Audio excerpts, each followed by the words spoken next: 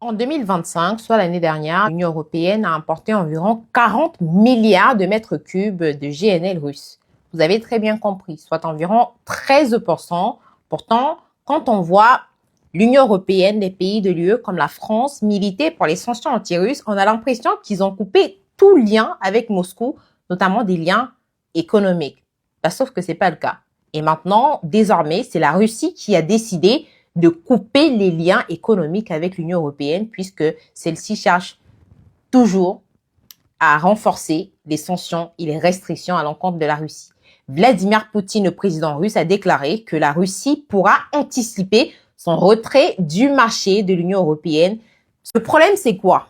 C'est que vu le contexte géopolitique actuel avec le conflit au Moyen-Orient, la fermeture du détroit d'Ormuz, eh bien, l'Europe va saigner en matière d'énergie. Et Emmanuel Macron l'a reconnu. Enfin, nous avons des intérêts économiques à préserver car les prix du pétrole, les prix du gaz, la situation du commerce international sont profondément perturbés par cette guerre. Aujourd'hui, le détroit d'Ormuz est de fait fermé. Et c'est par ce détroit que transitent environ 20% du pétrole et du gaz naturel liquéfié dans le monde. Le canal de Suez, la mer Rouge sont aussi sous tension et menacés. Et malgré ces événements, à Bruxelles, on parle toujours de vouloir interdire l'importation complète d'ici 2027 du pétrole et du gaz russe. Pourtant, la Russie pourrait être leur seule issue, je le rappelle.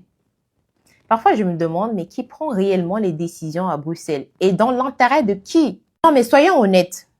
La hausse des prix de l'énergie actuellement, c'est que le début vu les événements du Moyen-Orient, le conflit au Moyen-Orient actuellement. Les entreprises sont confrontées à une hausse massive des prix, tandis que les habitants vont payer beaucoup plus cher pour de l'électricité et du chauffage. Même les responsables européens déclarent désormais que c'est une erreur stratégique de leur part d'avoir coupé court avec le gaz russe. Dans ce contexte, Vladimir Poutine a entièrement raison.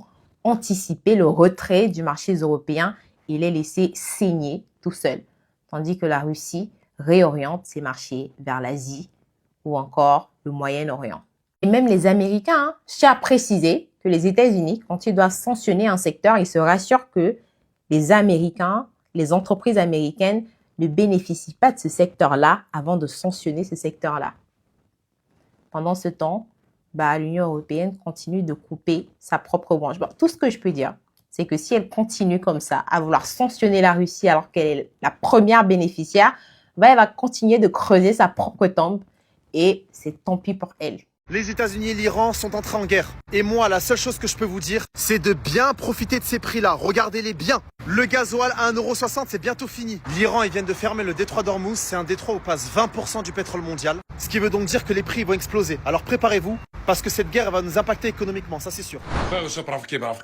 L'heure est très grave. L'heure est vraiment très grave. Donald Trump est le pire président de l'histoire et tous ses alliés qui le soutiennent dans ses idéologies de guérilla, les gars, sont des gros lâches et hypocrites. On nous parle de stratégie, on nous parle de la géopolitique, on nous parle d'alliances, de frappes ciblées et de ripostes nécessaires. On nous parle de sécurité nationale. Moi, je vois des peuples entiers qui vivent dans la peur permanente et le monde regarde comme si c'était un film. On débat, on prend parti, on choisit même des camps. Mais les bombes, elles ne choisissent pas. Et à chaque fois, on nous vend la même histoire tout en nous racontant des âneries. Oh, c'est pour la paix, c'est pour la sécurité, c'est pour le peuple. Depuis quand une bombe sauve un peuple? Depuis quand une guerre rapporte la liberté? Depuis quand ceux qui fabriquent des armes deviennent des sauveurs? Le monde brûle et les dirigeants parlent de calcul stratégique. Ce qui est encore plus violent dans cette histoire, c'est d'expliquer à une mère que la géopolitique valait plus que la vie de son fils, les gars. C'est une dinguerie. On parle du Moyen-Orient, des tensions et des alliances historiques. Mais on ne parle jamais assez des peuples pris en otage par les décisions qui les dépassent. On ne parle pas de cette logique où la guerre devient une habitude, où des frappes avec des missiles deviennent une routine, où la mort devient une statistique. Pendant que les grandes puissances s'affrontent directement et indirectement, les crises s'enchaînent. On a Gaza, l'Iran, l'Irak, le Soudan, l'Haïti, la Libye et le Congo RDC qui est oublié depuis des décennies. Mes frères et sœurs, la question qu'on devrait se poser, c'est pourquoi certaines vies comptent plus que d'autres? Pourquoi certaines guerres font la une et d'autres sont enterrées dans le silence? Mais attention, ce ne sont pas les peuples qui sont le problème. Le problème, c'est cette mécanique froide du pouvoir. Cette machine qui transforme les conflits en stratégie. La souffrance en communiqué de presse et la guerre en discours. Les gars, c'est une dinguerie. On nous pousse à haïr, à choisir un camp aveuglement, à croire que la violence répond à la violence. Mais la vraie révolution, elle commence ailleurs. Elle commence quand on refuse d'applaudir les bombes. Quand on refuse de déshumaniser les peuples. La vraie force, ce n'est pas d'avoir plus de missiles, mais d'avoir plus prise de conscience. Parce qu'une escalade militaire ne s'arrête jamais là où elle commence. Elle traverse des frontières, elle crée des exodes, elle crée des générations traumatisées, elle crée des cicatrices qui durent des décennies. On ne vit pas dans un jeu vidéo, mes frères et sœurs. On vit dans un monde où chaque décision militaire a un visage humain. Et si quelque chose doit être renversé, ce n'est pas un peuple contre un autre. Cette logique où la guerre est toujours la réponse la plus rapide. La révolution aujourd'hui, ce n'est pas crier plus fort que les autres. C'est oser dire qu'aucune vie ne vaut moins qu'une autre. Aucun enfant ne mérite d'être un dommage collatéral. Aucune nation n'est au-dessus de l'humanité. Le monde n'a pas besoin de plus de missiles. Il a besoin de courage moral. Et ça commence par refuser la haine, même quand la colère est immense. Vive la paix dans le monde. Panafricain, la vie à la mort ici, ça ne bougera jamais. Le détroit d'Ormuz vient d'entrer dans une zone rouge. L'Iran affirme que les pétroliers peuvent encore passer à l'exception des navires américains qui sont donc désormais considérés comme des cibles potentielles. Dans le même temps, la réalité en mer est beaucoup plus tendue. Un pétrolier battant pavillon des Palaos a été touché près de la péninsule de Moussandam à l'entrée même du détroit. Alors l'équipage a été évacué et 4 marins auraient été blessés. Résultat, des compagnies maritimes suspendent leur trajet et des dizaines de tankers attendent au large sans oser entrer. Le problème, je vous le disais dans une précédente vidéo, c'est que le détroit d'Ormuz est l'artère énergétique vitale du monde car environ un cinquième du pétrole mondial y transite, donc 20%. Et alors, même sans fermeture officielle, si les navires refusent d'y passer, eh bien, le détroit est bloqué de facto. Et ça pourrait clairement déclencher la prochaine crise pétrolière mondiale, faisant bondir les prix du pétrole. Dites-moi dans les commentaires ce que vous en pensez. Est-ce qu'on est proche d'une crise pétrolière mondiale? Vos avis dans les commentaires. Le président iranien annonce que le conseil assurant la transition du pouvoir a débuté. Ce conseil est chargé d'assurer la transition du pouvoir jusqu'à la désignation d'un nouveau guide suprême. L'Iran affirme clairement qu'ils ne se soumettront jamais, n'accepteront aucune réédition et combattront l'ennemi jusqu'au bout. L'opération américano-israélienne, pensée de manière brutale et cynique pour provoquer un changement de régime à Téhéran, a tout simplement échoué. La mort ou l'absence du guide suprême ne suffira ni à faire s'effondrer l'État, ni à effacer le système, encore moins une idéologie enracinée depuis des décennies.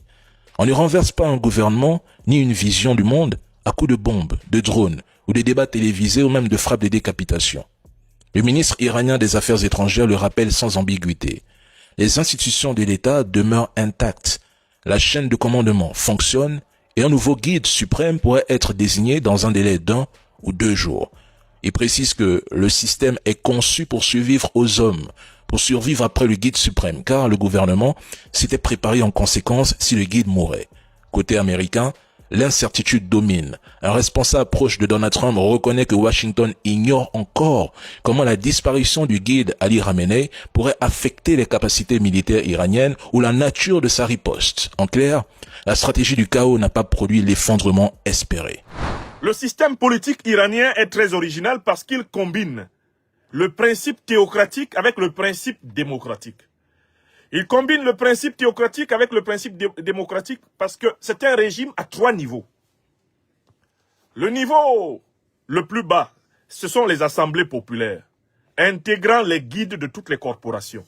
Le niveau intermédiaire, c'est le niveau du gouvernement qui est issu d'élections parlementaires. Le président de la République iranienne est issu d'un processus électoral. Et le niveau spirituel est incarné par la personne du guide de la révolution, qui lui-même préside un conseil des sages de la révolution. Donc c'est un régime qui est constitué de 3 couches.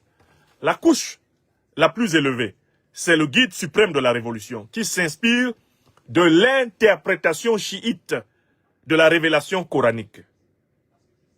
Il s'appelle aujourd'hui Ali Khamenei et le premier grand guide suprême et bien spirituel de cette révolution s'appelait l'Ayatollah Ruhollah Khomeini. Deuxième niveau, le pouvoir du gouvernement, dirigé par le président de la République. Là, c'est Mahmoud Pezeskian. Il est élu par le peuple iranien. Et le troisième niveau, les assemblées populaires qui sont élues par le peuple iranien. Donc c'est un régime qui combine le principe de la théocratie, c'est-à-dire l'inspiration de l'islam chiite, et le principe de la démocratie, c'est-à-dire l'émanation de la volonté du peuple. Voilà l'équilibre dont est fait ce régime. C'est ce régime qui a conduit les Iraniens à avoir 11 200 $ par personne par an. Je vous mets au défi d'aller regarder le produit intérieur brut dans tous les pays africains. En moyenne, le produit intérieur brut en Afrique est de 2500 $ par an par habitant. L'Iran, c'est 11 200 $ par habitant. C'est ce régime qui a placé le pays à la 28e position mondiale dans le cadre du produit intérieur brut. C'est ce régime qui a donné à ce pays un indice de développement humain qui est l'un des plus élevés de la planète. Et c'est ce pays qui est devenu aujourd'hui l'une des plus grandes puissances technologiques qui est au monde. Avec une armada d'ingénieurs, de techniciens de très haut niveau qui donne à l'Iran une bonne partie de sa puissance industrielle et de sa puissance militaire actuelle. Donc, il faut déjà que les Africaines et les Africains se débarrassent de l'image qui leur est donnée de l'Iran. À savoir, l'image d'un pays qui serait archaïque, un pays sauvage, un pays barbare, un pays arriéré, un pays ténébreux. Ce n'est pas vrai. L'Iran est une république extrêmement puissante. C'est une république extrêmement originale, une république extrêmement créatrice, une république innovante, une république de la connaissance, de la sagesse et de la profondeur. Mais comme tout pays, l'Iran a des problèmes. Il a des problèmes parce que les aspirations de ces populations ne sont pas entièrement satisfaites par le gouvernement. Et c'est le cas de tous les pays du monde. Mais ce que vous devez savoir, c'est qu'en réalité, à partir de 1979, dès lors que la révolution iranienne a instauré le nouveau régime et mis fin à la monarchie corrompue et soumise, vassale de l'impérialisme occidental des Reza Pahlavi, l'Iran a été placé sous sanction par les États-Unis et l'ensemble des puissances occidentales de l'OTAN. De 1979 jusqu'à ce jour, les États-Unis et l'ensemble des puissances occidentales de l'OTAN ont tout fait pour empêcher l'Iran de fonctionner. Dans les années 80, les États-Unis et les pays de l'OTAN ont financé l'Irak de Saddam Hussein pour mener une guerre criminelle avec l'utilisation d'armes chimiques contre l'Iran. Une guerre de près de 10 ans qui s'est achevée à peine à la fin des années 80. Vous vous en souvenez. La guerre Iran-Irak, c'est une guerre instrumentalisée par la CIA, instrumentalisée par l'OTAN pour renverser le régime iranien. Les sanctions économiques, sanctions diplomatiques, sanctions de toutes sortes infligées par les États-Unis à l'Iran sont l'une des raisons des difficultés économiques, l'une des raisons des difficultés politiques dans lesquelles l'Iran se trouve actuellement. Et de telle façon que vous devez comprendre que, en fait, on se retrouve dans un cercle vicieux. Les États-Unis d'Amérique et leurs alliés occidentaux font tout pour que l'Iran ait des problèmes. Quand l'Iran a des problèmes et que sa population se révolte contre le gouvernement, parce que ces problèmes ne sont pas résolus, les mêmes pays occidentaux menacent d'attaquer l'Iran. Attaquent l'Iran pour le punir parce qu'il ne résout pas les problèmes que les Occidentaux ont créés. Est-ce que vous comprenez le cercle vicieux dans lequel ce pays se retrouve? C'est un pays qui peut fonctionner. C'est un pays qui peut satisfaire les besoins de sa population, à condition qu'on ne l'agresse pas. Or, on l'agresse. Au moins depuis 1979, ce pays est constamment agressé par les États-Unis et leurs alliés. Donc, ce pays est contraint d'être en guerre permanente pour maintenir sa souveraineté, en guerre permanente pour entretenir son modèle de civilisation, en guerre permanente pour maintenir, sa prospérité. Et ceux-là même qui lui font la guerre, c'est-à-dire qui le mettent dans les difficultés, lui reprochent de ne pas pouvoir résoudre les difficultés qu'il lui crée. Est-ce que vous comprenez? Africaines, Africains, est-ce que vous comprenez ce qui se passe en Iran? Je suis là ce matin pour vous aider à comprendre. Ce sont ceux-là même qui créent des problèmes à l'Iran, qui disent maintenant qu'ils vont à nouveau attaquer l'Iran pour punir l'Iran de n'avoir pas résolu les problèmes qu'ils lui ont lui-même créés. Astaghfirullah. On peut faire ça à l'homme? Qui empêche l'Iran de commercialiser tranquillement son pétrole et son gaz? Ce sont les États-Unis. Et quand l'Iran se retrouve en difficulté financière pour satisfaire les besoins de la jeunesse, de sa jeunesse, qui est derrière cette jeunesse pour l'encourager à se révolter contre le gouvernement? Ce sont les mêmes États-Unis et leurs alliés occidentaux. Et quand le gouvernement réagit pour sanctionner les excès des manifestants qui détruisent, eh bien, les bâtiments, détruisent les ponts, détruisent des usines, détruisent des biens qui ont été chèrement acquis par les Iraniens. Quand l'État réagit pour dire, vous ne pouvez pas détruire cela même que nous avons construit avec notre sueur, notre sang et nos larmes. Quels sont ceux qui prétendent maintenant venir défendre les révoltés, les insurgés iraniens contre le gouvernement? Et ce sont les mêmes États-Unis et leurs alliés occidentaux. Donc, dans cette première partie de mon exposé ce matin, je voulais vous faire comprendre que l'Iran est un pays vivant. C'est un pays plus avancé que la plupart des pays africains, sur tous les plans. Sur le plan social, économique, culturel, sur le plan technologique. C'est un pays qui est en avance sur la plupart des pays africains. Donc déjà, il ne faut pas les regarder comme les Occidentaux veulent nous les faire regarder. Ce ne sont pas des sauvages, ce ne sont pas des ignares, ce ne sont pas des attardés. C'est l'un des peuples les plus géniaux qu'il y ait sur la terre. On leur en veut parce qu'ils refusent de se soumettre au diktat de l'Occident.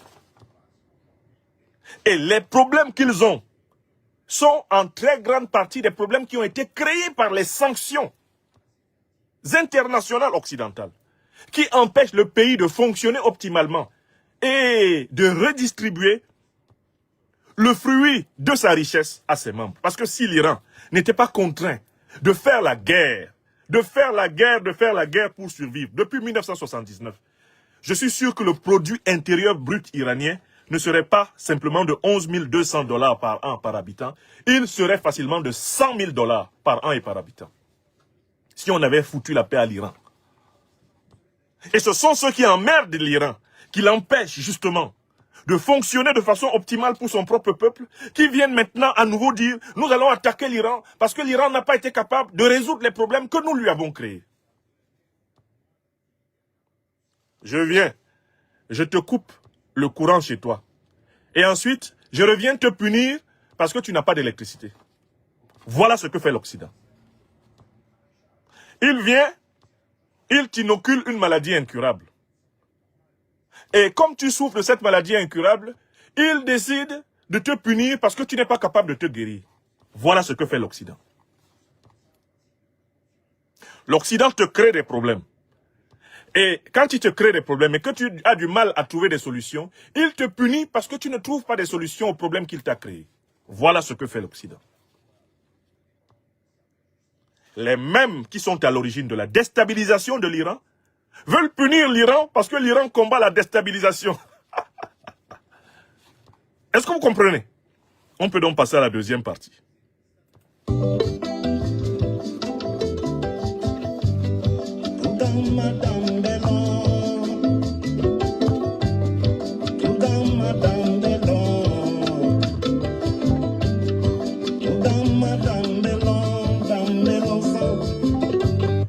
Que reproche l'Occident à l'Iran? Quel est le fond du différend, du conflit entre l'Occident et l'Iran? Vous devez distinguer, mes chers amis, les raisons apparentes avancées par l'Occident des raisons réelles que nous allons révéler. Les raisons apparentes avancées par l'Occident, c'est que l'Iran ne pratique pas la démocratie. Première raison. Deuxième raison, reprochée par l'Occident à l'Iran apparente, c'est que l'Iran ne pratiquerait pas la bonne gouvernance. Troisième raison avancée par l'Occident contre l'Iran, c'est que l'Iran ne respecterait pas les droits de l'homme. On va prendre les trois principales accusations apparentes, les trois principaux alibis, les trois principaux prétextes avancés par l'Occident pour agresser l'Iran. Et on va analyser. Commençons par le premier prétexte, le prétexte démocratique. Est-ce que l'Occident a la responsabilité d'imposer les formes d'organisation politique des autres pays du monde? Est-ce que les Européens et les Américains, là, est-ce que leur fonction sur la Terre, c'est d'imposer à tout le monde de copier leur modèle politique? Non. Deuxièmement, restons toujours sur la question démocratique. Est-ce que l'Occident lui-même est vraiment démocratique? Je veux dire, ici en Europe, l'endroit d'où je vous parle, il y a 12 monarchies. Vous voulez que je les cite pour ceux qui ne savent pas qu'il y a des monarchies ici? C'est-à-dire des pays dont le chef de l'État n'est pas élu. Je commence à citer quelques monarchies. La Belgique, c'est une monarchie. Quand, par exemple, vous commencez à travailler dans un institut de l'État belge, on vous fait signer un document dans lequel vous acceptez que vous ne critiquerez jamais le roi. La Belgique, ici à côté, là à côté, c'est une monarchie. Les rois des Belges, là, qui, entre autres, ont coupé 20 millions de bras au Congo, de la fin du 19e à la première moitié du 20e siècle, ils n'ont jamais été élus. Les rois de Belgique n'ont jamais été élus. Le Danemark, c'est une monarchie. Les rois du Danemark n'ont jamais été élus. Le Royaume-Uni, c'est une monarchie, l'Angleterre. Les rois d'Angleterre n'ont jamais été élus. Les Pays-Bas sont une monarchie. Les rois des Pays-Bas n'ont jamais été élus. La Suède est une monarchie. Les rois suédois n'ont jamais été élus. On continue. L'Espagne est une monarchie. Les rois d'Espagne n'ont jamais été élus. On continue. Monaco est une monarchie, une principauté. Les rois de Monaco, les princes de Monaco n'ont jamais été élus. On continue. Luxembourg. Le Luxembourg, c'est une principauté, c'est un duché. Le duc du Luxembourg n'a jamais été élu. Il y a 12 pays européens, occidentaux, qui sont des monarchies. On a ajouté dessus constitutionnel. Mais des monarchies quand même. Voici des gens qui veulent imposer leur démocratie, leur soi-disant démocratie à la terre entière, alors qu'ils ont 12 monarques chez eux qui n'ont jamais été élus. Et ils ne les ont pas détrônés. Donc, que vaut la prétention de l'Occident à imposer sa soi-disant démocratie dans le monde entier, alors qu'il ne se l'est même pas imposé à lui-même, intégralement? Prétention nulle. Tu ne peux pas dire aux autres de faire ce que toi-même, tu ne fais pas. Tu ne peux pas imposer aux autres ce que toi-même, tu ne t'imposes pas. Ne faites point aux autres ce que vous ne voudriez pas que les autres vous fassent. Ils veulent parler de démocratie. Mais écoutez, c'est la démocratie qui leur a donné le droit d'esclavagiser des centaines de millions de Noirs, d'exterminer des dizaines, des centaines de millions d'Indiens d'Amérique. C'est la démocratie. C'est la démocratie qui leur a permis de massacrer,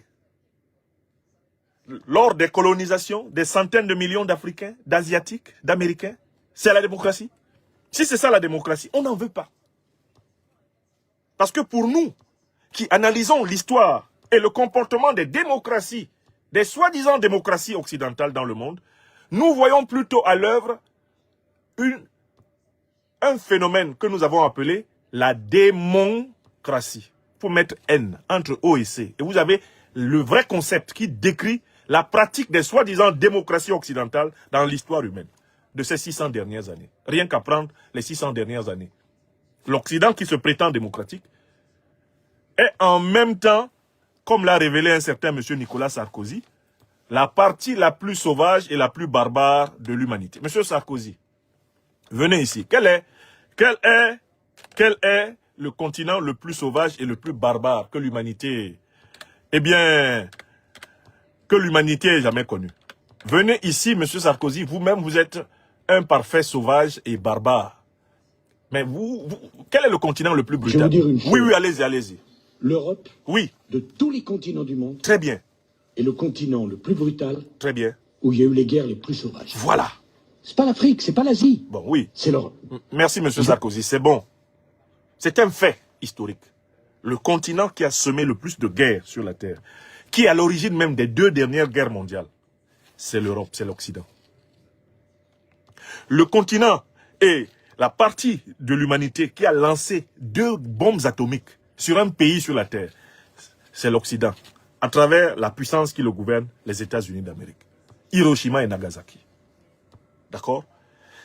La partie du monde qui a le plus saigné l'humanité, c'est l'Occident. C'est un fait scientifique. Le dire, ce n'est pas appeler à la haine, c'est appeler à la prise de conscience. La barbarie politique sur cette terre est d'abord le fait de l'Occident politique. Donc, la démocratie occidentale est un thème, est un motif, est un prétexte qui ne convainc plus personne de sérieux. Personne ne prend au sérieux leur prétention à instaurer la démocratie chez les autres. On sait que ce n'est qu'un alibi. Prenons le second alibi pour lequel ils attaquent l'Iran. Ils veulent attaquer l'Iran parce que pour eux, l'Iran ne pratiquerait pas la bonne gouvernance. Mais la question est la suivante. Mais si l'Iran ne gouverne pas bien, c'est le problème de qui? Est-ce que c'est le problème des Américains? Est-ce que c'est le problème des Anglais? Est-ce que c'est le problème des Européens? Je suis dans mon pays, avec mon peuple, je le gouverne mal. Ton problème dedans, c'est quoi? C'est ton pays? C'est ton territoire? Donald Trump est assis chez lui. Il dit que lui, il a toutes les cartes sur table. Est-ce que l'Iran appartient à Trump? Trump est un descendant d'Allemands. Son grand-père est un Allemand pauvre qui a émigré, eh bien, en Amérique pour se refaire une vie. Et il a refondé sa famille. Bon, Monsieur Trump, de quel droit, en tant que président des États-Unis d'Amérique, vous avez quelque chose à dire sur la manière dont l'Iran est gouverné? Vous êtes iranien? Est-ce que vous êtes ressortissant d'Iran? Est-ce que les 1 648 195 km² de l'Iran là appartiennent aux États-Unis d'Amérique? Qu'est-ce que Donald Trump a à foutre dedans? Si Trump prétend qu'il a son mot à dire et qu'il doit trancher sur la bonne gouvernance en Iran, mais il s'ensuit que tout le monde doit trancher sur la bonne gouvernance aux États-Unis. Toutes les autres puissances devraient entrer aux États-Unis pour punir le gouvernement fédéral américain pour les Noirs américains qui sont tués par la police chaque année. On devrait entrer là-bas pour voir comment la fameuse ICE est en train de maltraiter les immigrants latino-américains, africains, etc. On devrait entrer là-bas pour les punir pour toutes les bavures qu'ils commettent contre leur propre population. Par exemple, les millions d'Américains qui sont abandonnés à la dépendance à la drogue. Les millions de sans-abri qu'il y a à travers les États-Unis. Il faudrait alors que les autres puissances du monde bombardent les États-Unis pour les obliger à bien traiter leurs populations les plus vulnérables. Est-ce que vous voyez l'absurdité d'un tel raisonnement? Comment le monde peut-il s'habituer à ce que les Occidentaux prétendent qu'ils ont leur mot à dire dans les affaires de tout le monde, mais que tout le monde n'a rien à dire dans leurs affaires? Je recommence. Comment le monde a-t-il pu s'habituer à cette idée que les Occidentaux ont quelque chose à dire dans les affaires, et même à faire dans les affaires de tout le monde, mais que tout le reste du monde n'a rien à faire dans les affaires de l'Occident? Comment a-t-on pu s'habituer avec une telle idée? Moi, je suis incapable de m'habituer avec une telle idée. Moi, je ne peux pas vivre normalement avec une telle idée. Le problème sur la Terre, c'est qu'il y a beaucoup de gens qui trouvent ça normal. Ils ont normalisé l'absence de normalité. Ils ont normalisé l'anormal. Ils ont écarté la norme et ils ont normalisé l'écart, comme le disait le professeur Hubert Monondiana du Cameroun. Ces impérialistes occidentaux ont normalisé l'écart et ont écarté la norme. On ne se mêle pas de vos affaires. Vous choisissez Macron comme vous voulez, Starmer comme vous voulez, Merz comme vous voulez.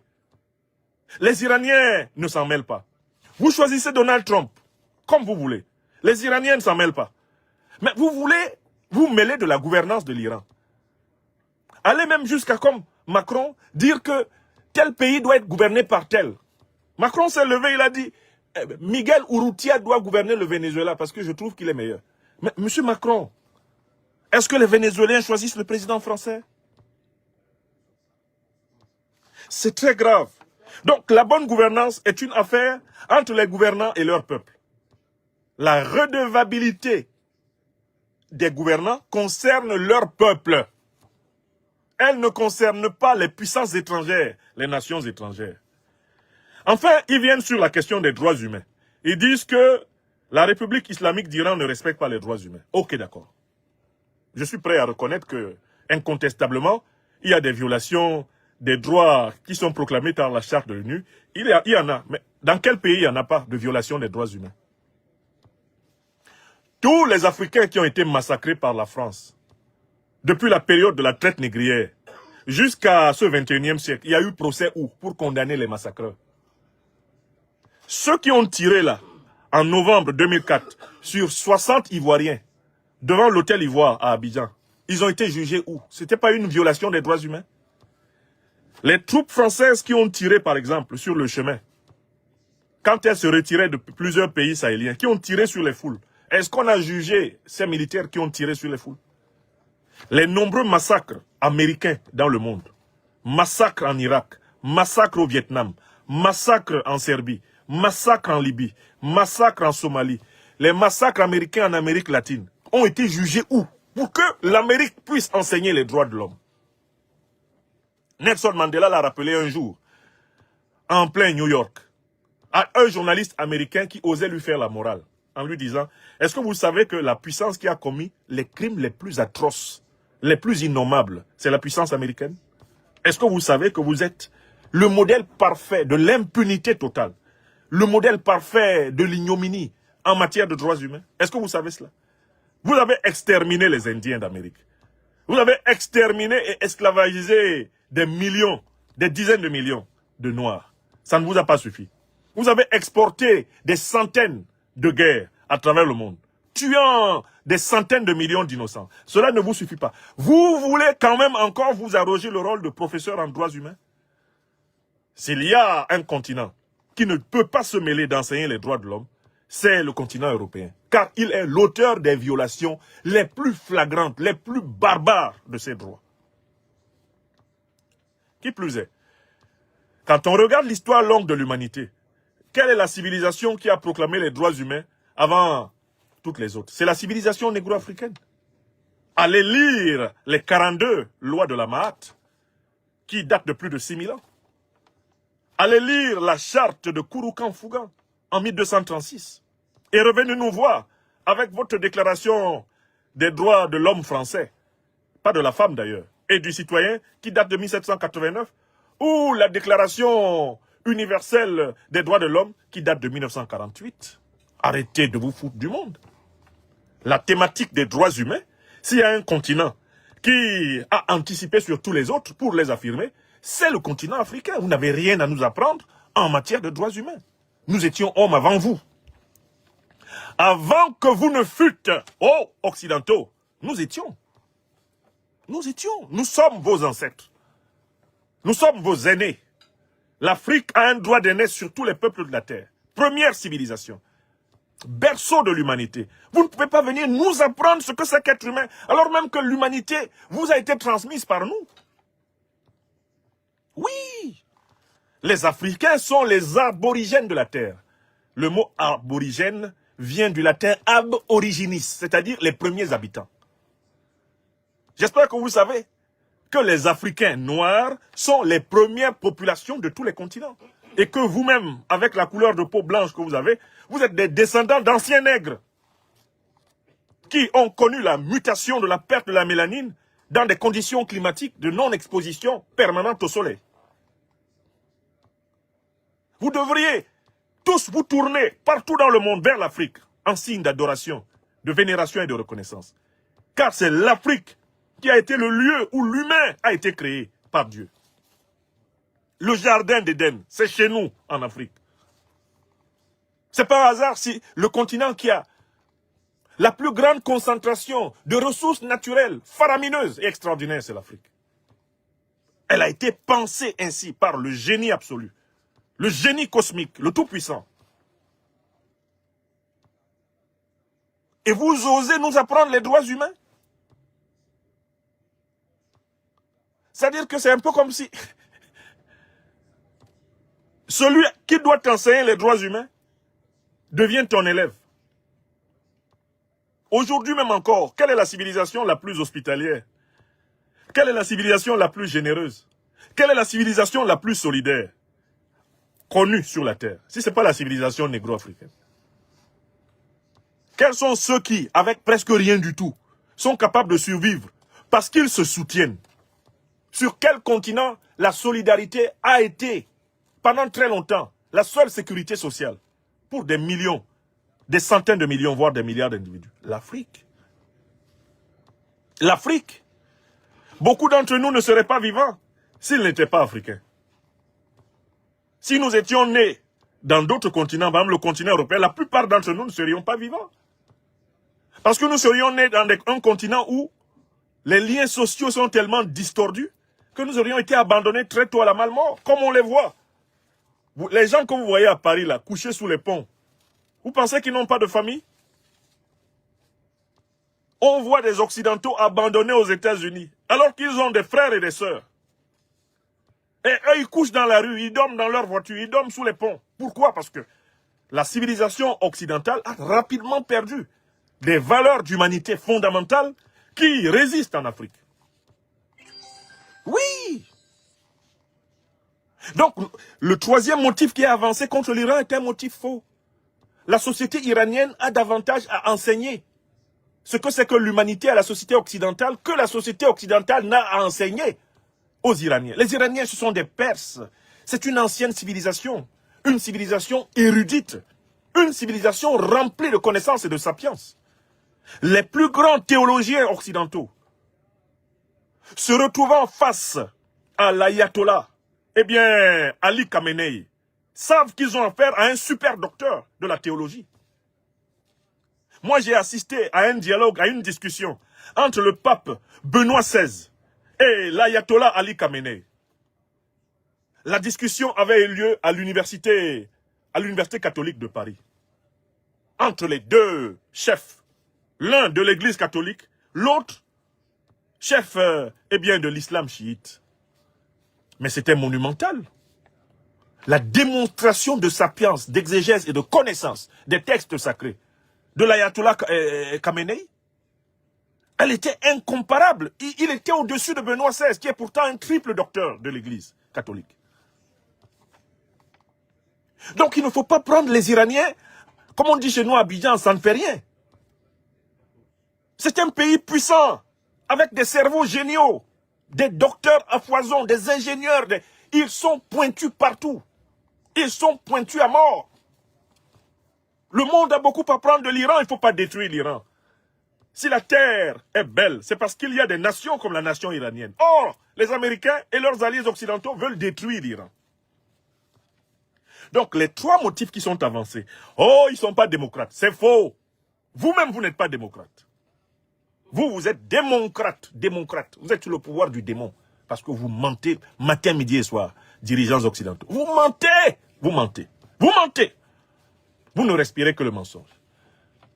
Vous avez prétendu que Saddam Hussein détenait des armes de destruction massive. Vous l'avez tué, vous l'avez pendu. On s'est rendu compte que vous mentiez.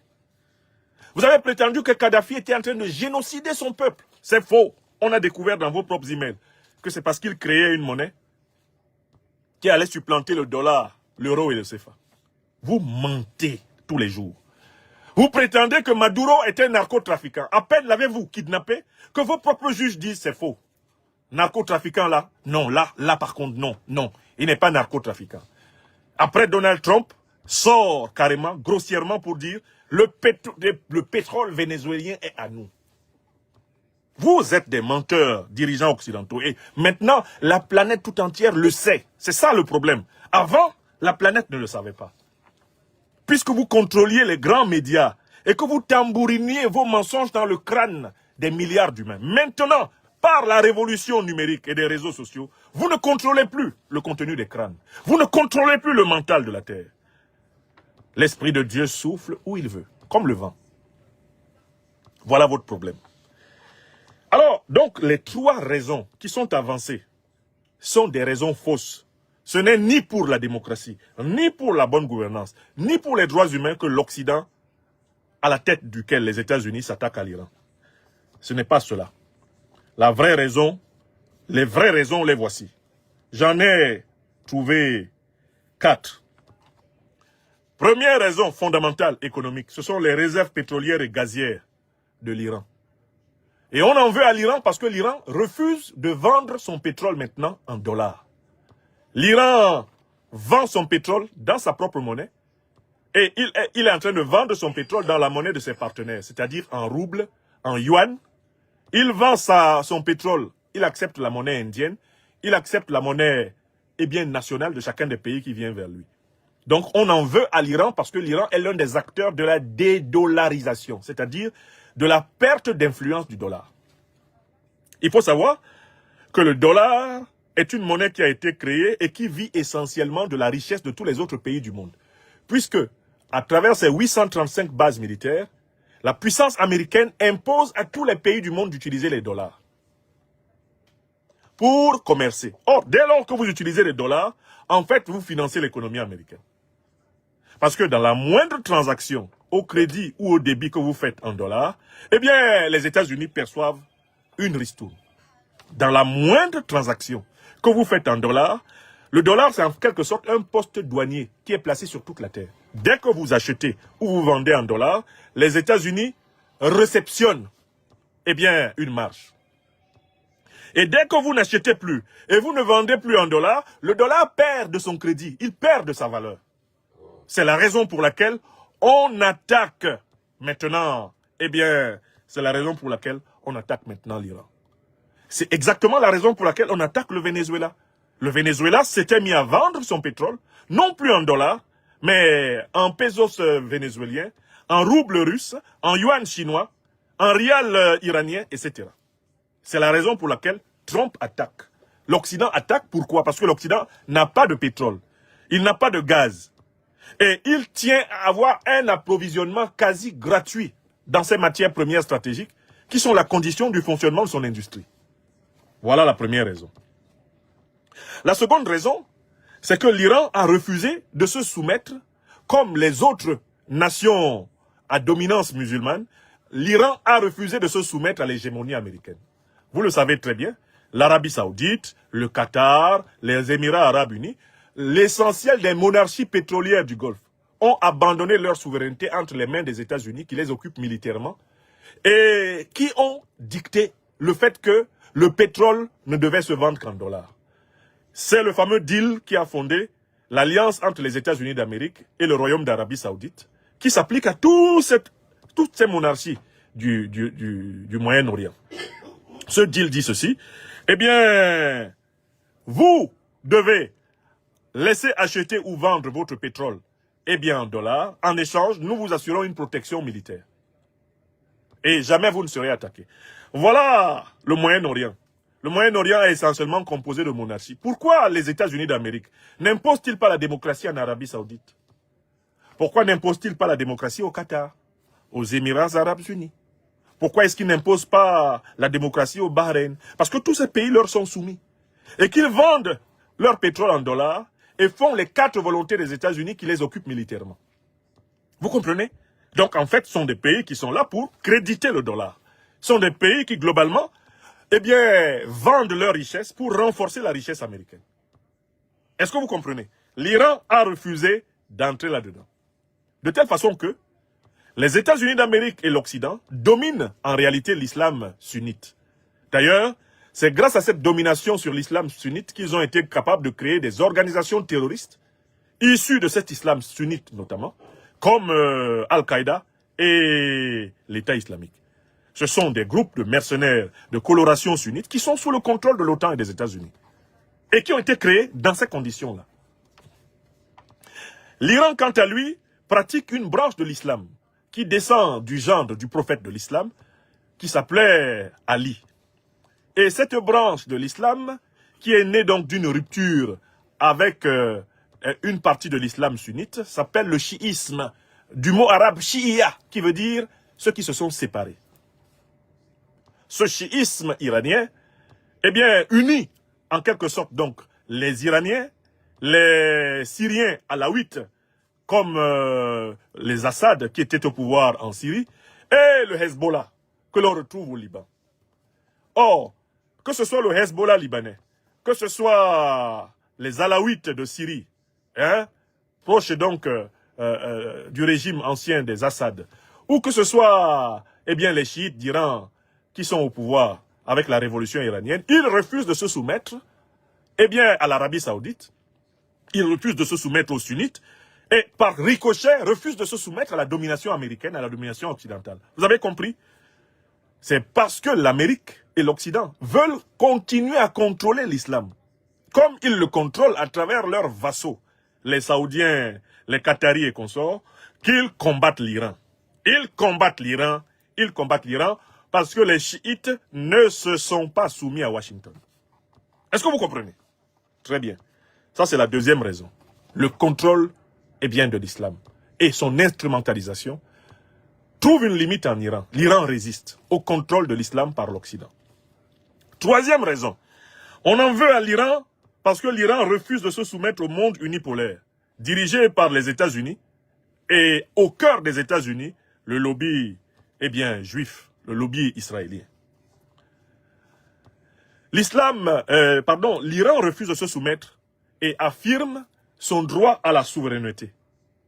Il affirme son droit à la souveraineté et adhère par conséquent à la dynamique du monde multipolaire, aux côtés de la Russie, de la Chine, aux côtés de l'Inde, aux côtés de l'Afrique du Sud, aux côtés de l'Alliance des États du Sahel, aux côtés du Venezuela, aux côtés de Cuba, aux côtés de la Colombie, de la Bolivie, du Brésil. Toutes ces puissances qui émergent et qui disent « nous ne voulons plus nous soumettre au diktat des Occidentaux ». L'engagement fort de l'Iran dans le monde multipolaire, l'engagement fort de l'Iran dans les BRICS, c'est cela qui lui vaut l'agressivité américaine et occidentale. Parce que le succès des BRICS, le succès du monde multipolaire signifie la fin de l'hégémonie de l'Occident. Sur le terrain économique comme sur le terrain politique. Et il y a une quatrième raison pour laquelle ils en veulent à l'Iran, c'est que l'Iran veut exercer totalement sa souveraineté. Notamment, l'Iran veut exercer totalement sa souveraineté en passant du nucléaire civil au nucléaire militaire. Pourquoi l'Iran a-t-il intérêt à aller vers le nucléaire militaire? Parce que si l'Iran possède la puissance nucléaire militaire, il ne sera plus attaquable aussi aisément qu'il l'a été depuis plusieurs décennies. Pourquoi les États-Unis ne bombardent-ils pas la Corée du Nord? Parce qu'ils savent que la Corée du Nord est capable de bombarder les États-Unis. Et qu'elle possède des ogives nucléaires qu'elle peut balancer sur les États-Unis. C'est pour ça que les Américains n'attaquent pas la Corée du Nord frontalement. Ils n'attaquent pas la Russie frontalement pour les mêmes raisons. Ils n'attaquent pas la Chine frontalement pour les mêmes raisons. Et l'Iran l'a compris. L'Iran s'est mis à développer son nucléaire civil. Et l'Iran, actuellement, commence à affirmer qu'il possède désormais le nucléaire militaire. Or, l'un des enjeux de la domination occidentale du monde, c'est d'imposer la non-prolifération nucléaire aux pays non occidentaux. C'est-à-dire de garder la puissance nucléaire militaire essentiellement pour lui, l'Occident. Et d'empêcher les autres pays du monde, africains, latino-américains, les pays asiatiques, d'accéder à la puissance nucléaire. L'une des conditions de la domination du dollar, c'est de ne pas permettre à des puissances du Sud global d'avoir le feu nucléaire. Or, l'Iran possède le feu nucléaire. Et l'épisode de la guerre de 12 jours entre l'Iran et Israël a été l'occasion de voir que l'Iran était capable, militairement, d'écraser Israël. Sans l'assistance des États-Unis d'Amérique, l'Iran aurait complètement défait militairement Israël lors de la guerre qui les a opposés il y a quelques mois. L'un des enjeux et l'une des raisons pour lesquelles Trump hésite à attaquer frontalement l'Iran, c'est qu'il sait que des effets collatéraux sur son allié israélien ne manqueraient pas d'avoir lieu.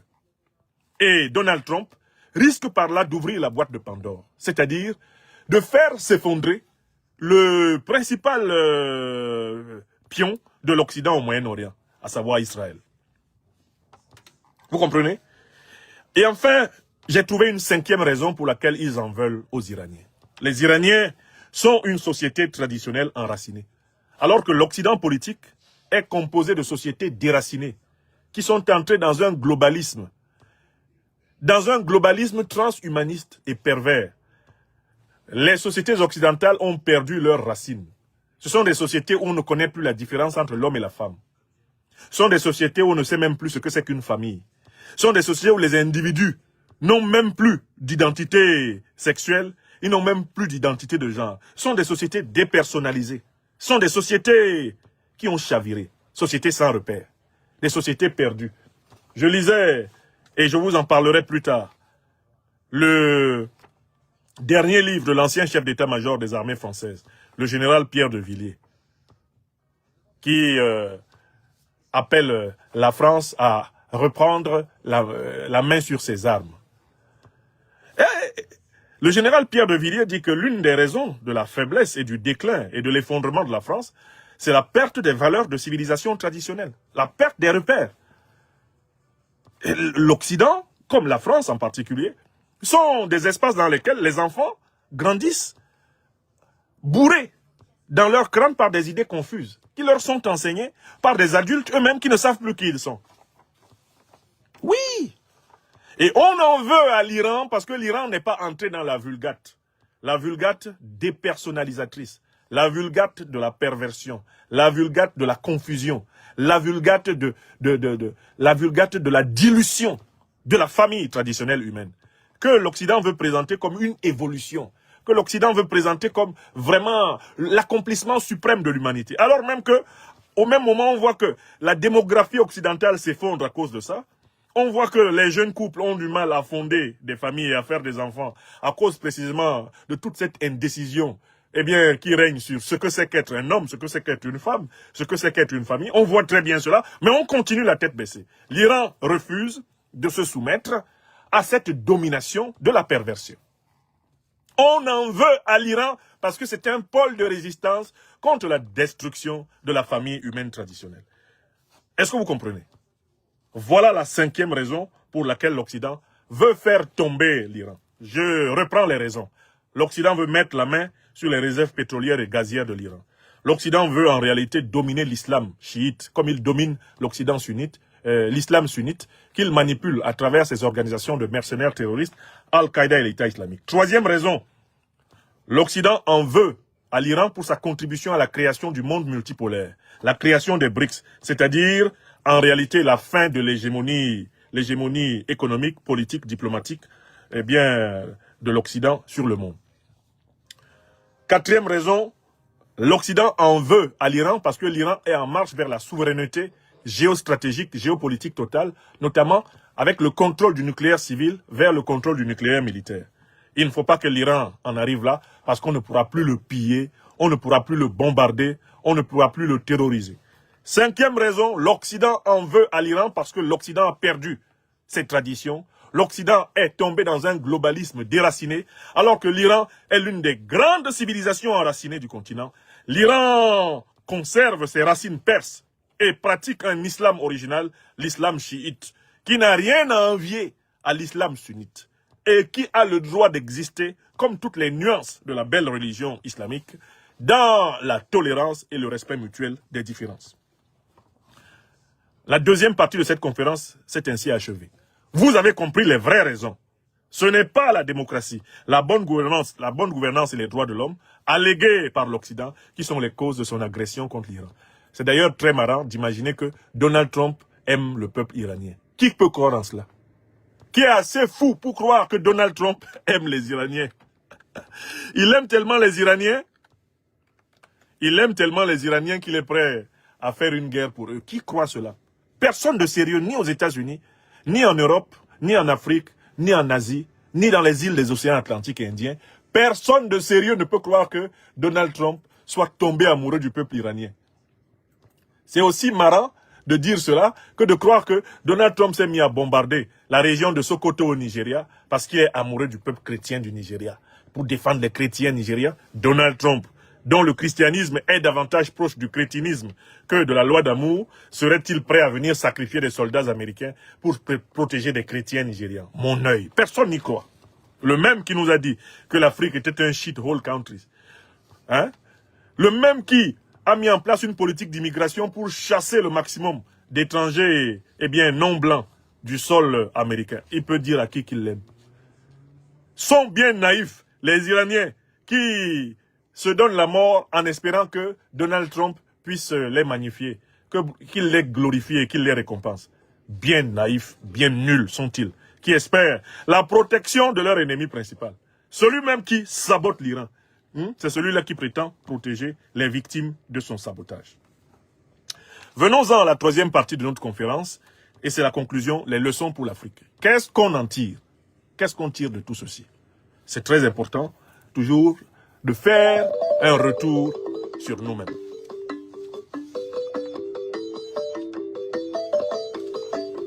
Jeunesse consciente. Jeunesse consciente.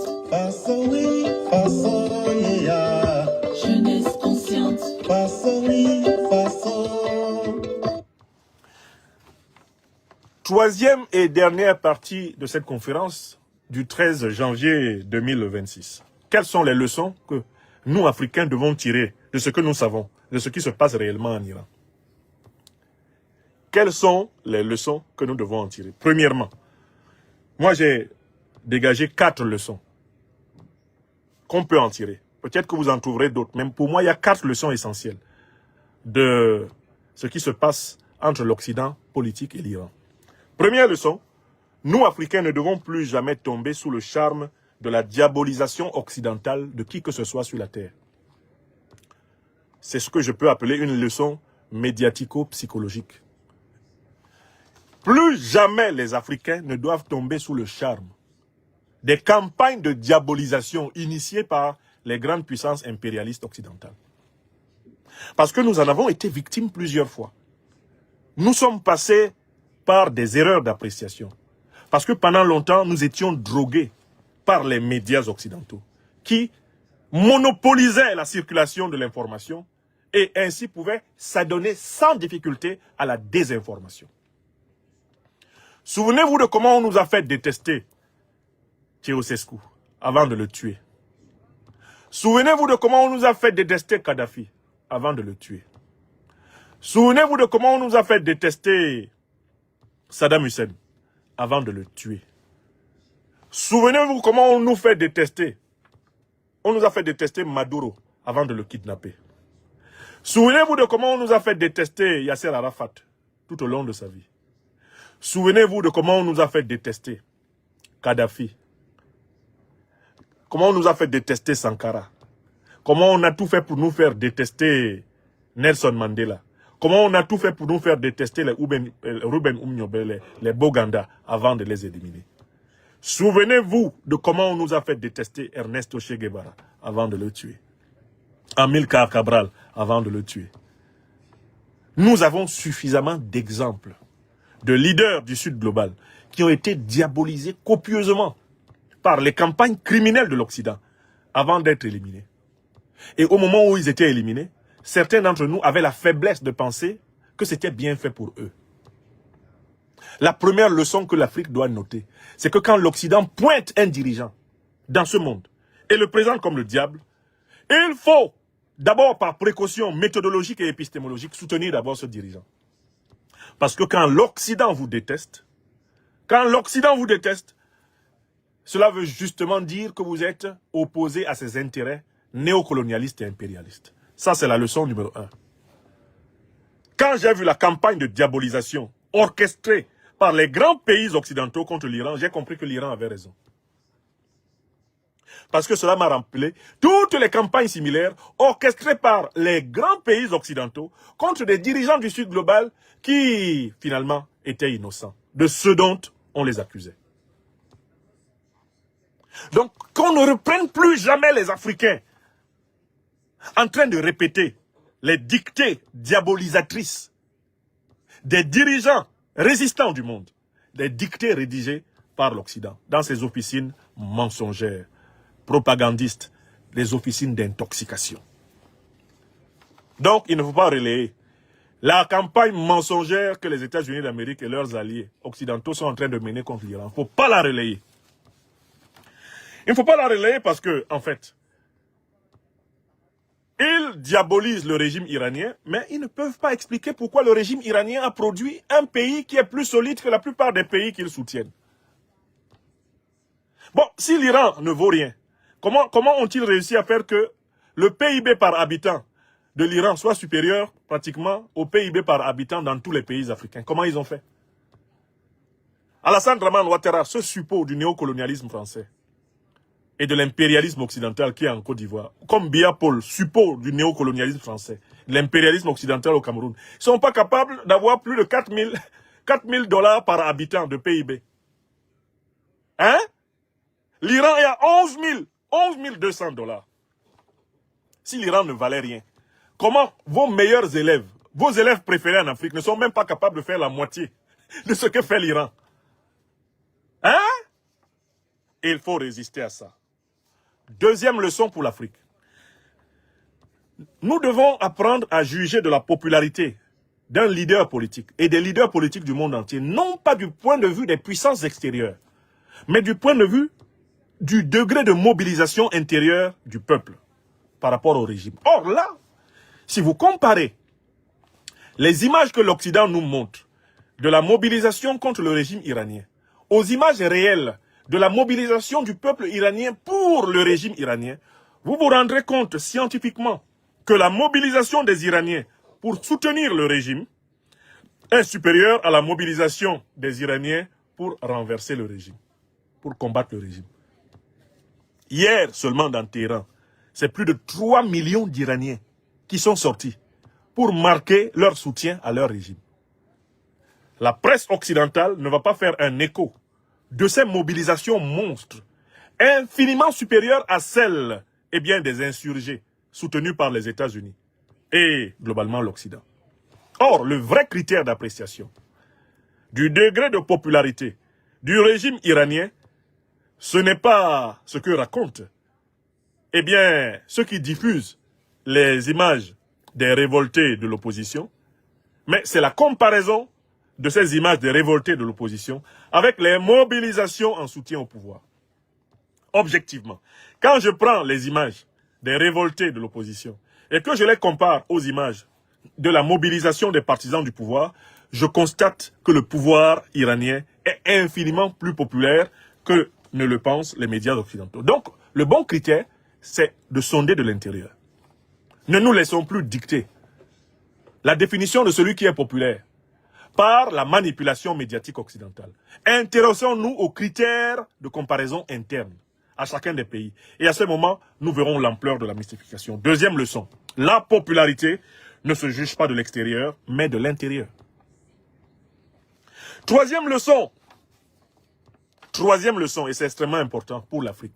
L'Afrique doit, en regardant ce qui se passe en Iran, se prémunir contre les révolutions télécommandées par l'Occident. L'Occident était un spécialiste des révolutions télécommandées. Par exemple, ce qu'on a appelé le printemps arabe. Par exemple, ce qu'on a appelé la révolution orange. Ce sont des révolutions télécommandées par les services d'intoxication occidentaux. Et l'Afrique doit s'attendre à ce que ce type de révolution lui soit, infligée. Des révolutions télécommandées de l'extérieur, ayant pour but de positionner à la tête d'un pays des suppôts des intérêts étrangers. Les révolutions néocolonialistes, des révolutions impérialistes. L'Afrique, à force d'observer ce qui s'est passé en Iran, ce qui s'est passé en Irak, ce qui se passe au Venezuela, ce qui s'est passé en Libye, l'Afrique doit être maintenant prémunie. Les peuples et les dirigeants africains doivent travailler à anticiper sur les tentatives de fabriquer des révolutions artificielles qui ne sont pas l'expression des aspirations profondes du peuple. Alors, comment se prémunir contre les révolutions télécommandées? Mais dès lors que vous voyez qu'une révolution tire essentiellement sa légitimité du discours occidental, il faut savoir qu'elle est télécommandée. Dès lors que vous voyez apparaître des mots d'ordre qui sont dictés par les dirigeants occidentaux dans une révolution en Afrique, vous savez qu'elle est télécommandée de l'Occident. Dès lors que vous vous rendez compte que des révolutionnaires détiennent des moyens de propagande, des moyens d'action qui sont exceptionnels et qui proviennent très clairement en droite ligne des ONG occidentales, vous savez que c'est une révolution télécommandée. Dès lors que vous voyez les symboles des révolutions occidentales être privilégiés par des révolutionnaires apparents en Afrique, vous savez que ce sont des révolutions occidentales. Étudiez par exemple l'influence de la fondation Soros dans les soi-disant révolutions, entre guillemets, démocratiques qui ont eu lieu dans le monde ces 20 dernières années. Vous vous rendrez compte que l'essentiel de ces révolutions a été conçu à New York. Ont été conçues à Washington, au siège de la fondation Soros. Et elles ont été exportées. Elles ont été littéralement livrées, clé en main, à des groupuscules qui ont été financés afin de provoquer des changements de régime en faveur des intérêts capitalistes, ultra-capitalistes, ultra-libéraux occidentaux. Ça, c'est la troisième leçon. Ce qui se passe en Iran nous indique ce qu'ils veulent faire au Sahel, ce qu'ils veulent faire en Afrique du Sud. Nous savons comment ils font. Donc nous devons modéliser leur stratégie et modéliser une contre-stratégie. Sans plus attendre, nous devons être prêts en Afrique. Les véritables révolutions africaines doivent émaner des entrailles du peuple africain et épouser le fond profond de l'imagination, de la tradition, de la pensée africaine. Enfin, il y a une quatrième leçon qu'il faut tirer de tout ceci. C'est que l'Afrique doit hâter sa marche vers la souveraineté nucléaire civile et la souveraineté nucléaire militaire. Je l'ai déjà dit dans ma conférence d'hier. Ce n'est pas un point négociable pour l'Afrique. Les grandes puissances africaines, que sont l'Afrique du Sud, que sont l'Alliance des États du Sahel, ont le droit d'aller de toute urgence vers cette souveraineté. Tout pays africain qui en a la capacité doit marcher vers cette souveraineté afin de blinder le continent contre les agressions sauvages et barbares des impérialistes occidentaux, des néocolonialistes français et de toutes sortes d'individus qui viennent de pays qui sont naturellement pauvres et qui veulent demeurer artificiellement riches grâce au pillage continu du Sud global. Donc, quatrième et dernière leçon, disais-je, il faut résolument renforcer l'appareil sécuritaire des puissances africaines. Et il faut crânement aller vers la maîtrise du nucléaire civil et vers celle du nucléaire militaire. Si on veut être dans la situation de Kim Jong-un, de Poutine, de Xi Jinping, la situation de Modi, si on veut être dans la situation des puissances que l'Occident ne s'empresse pas d'agresser délibérément, nous, Africains, devons crânement assumer notre devoir de construire de véritables puissances. Voilà les leçons qu'on peut tirer de l'Iran. Et j'espère que cette conférence vous aura été bénéfique et que ceux d'entre vous qui s'étaient laissés endormir et flattés par la propagande occidentale contre l'Iran vont se réveiller, mieux s'éveiller, à travers notre analyse. Il est 12h35 ce jour.